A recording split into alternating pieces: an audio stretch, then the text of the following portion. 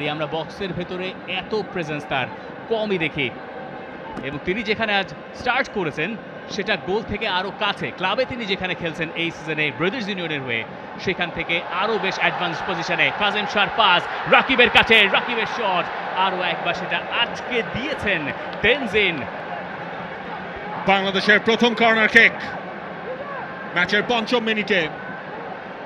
এই সেট পিসের প্র্যাকটিসটা বাংলাদেশ কেমন করেছে সেটার প্রথম পরীক্ষা আজকের ম্যাচটায়।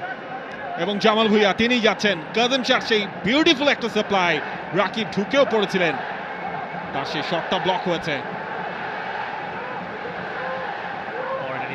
জামাল সেখানে বাংলাদেশের সেন্টার ব্যাকে যেমন স্থান নিয়েছেন হামজা চৌধুরীও। জামালের টার্গেট সেই হামজার হেডার, হামজার গোল।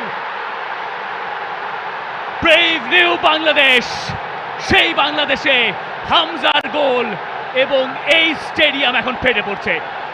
দেশের মাটিতে প্রথম ম্যাচেই হামজা দেখালেন কিভাবে গোল করতে হয়। সমর্থকদের যেই ভালোবাসা, সেই ভালোবাসার প্রতিদান দেওয়া শুরু করলেন হামজা চৌধুরী প্রথম মিনিটেই।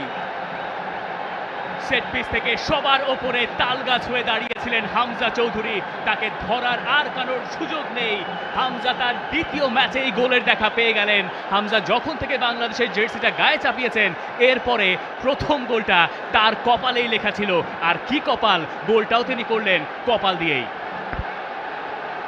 পারফেক্ট স্টার্ট হামজা চৌধুরীর জন্য, একেবারে সেট আপটাও গেছে। হামজা লাফিয়ে উঠেছিলেন এবং সেখান থেকে যে ফিনিশিংটা দরকার ছিল সেটাই করেছেন হামজা চৌধুরী। গোলকিপারের ঠিক পাশ দিয়ে, গোল লাইনের সামনে কেউ কোনো ডিফেন্ডার ছিলেন না, সেই সুযোগটাই হামজা চৌধুরী কাজে লাগিয়েছেন শতভাগ। ভুটান অবশ্য এই ক্ষেত্রে বেশ হতাশ হবে। সেট পিস থেকে যদি আপনি একজন ফুটবলারকে মার্ক করতে চান স্পেসিফিকলি, সেটা এই হামজা চৌধুরী হওয়ার কথা ছিল, কিন্তু সেই কাজটা তারা ঠিকঠাক করেনি। হামজা চৌধুরী তার মার্কার